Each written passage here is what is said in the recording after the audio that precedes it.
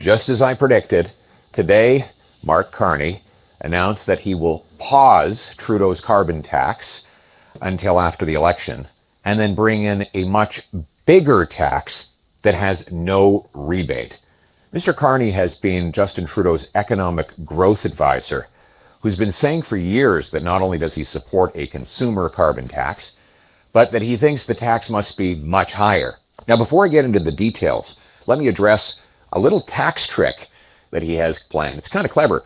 He's announced that he will pause the carbon tax for a few months right before the election to trick people into re-electing the Liberals. After the election, he will bring in a much bigger carbon tax when he no longer needs your vote, but still needs your money. He has said that this bigger carbon tax will only apply to businesses. Well, that's how it is now. When you fill up your tank today, there's no CRA tax collector standing there waiting to collect it from you. It applies on the wholesale industry, which passes it on to the retail vendor, who pass it on to you. Now, that is what he will do again, only this time it will be a much bigger tax, and he has admitted there will be no rebate to pay you back the cost.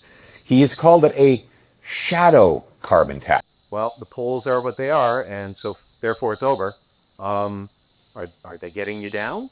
Are you, listen, it's going to come down to whether people want to change. If people want to keep going, if they think the Liberals have done a good job on housing and crime and cost of living, and they want a fourth term, well, then they'll get a fourth term of that. If they think it's time for a change, then I think we've got a good shot. We've got a great platform. We're giving people a chance to keep more of their money with a 15% income tax cut. We're the only guys who've got a plan to bring down housing costs. We're the only ones who are going to lock up the criminals and restore street safety to our streets. The only ones that will unleash our resources to strengthen our economy against the Americans. So it's up to Canadians. If they want a fourth term, they'll get one. If they want change, then as I said earlier, I'm it. I'm the only change in town.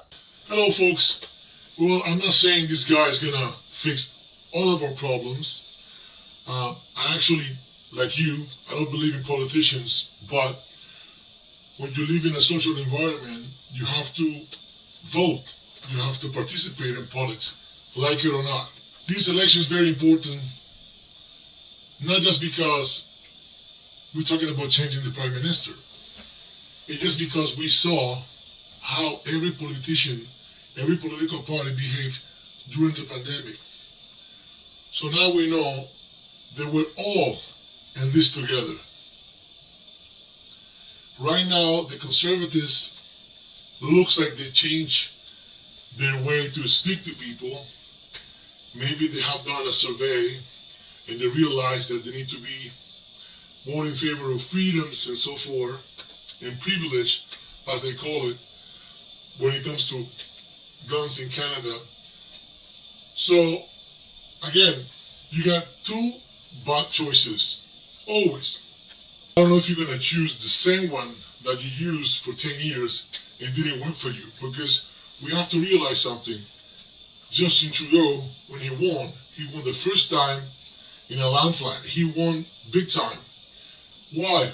I just don't know. I guess young voters wanted the legalized cannabis. I just don't know. But either ways, you liberals have tried for 10 years and didn't work for you. Just look back. For the last two elections, Justin didn't win. He armed, as I call, a legal coup within the NDP and Jack McZick and stay in power for 2 terms.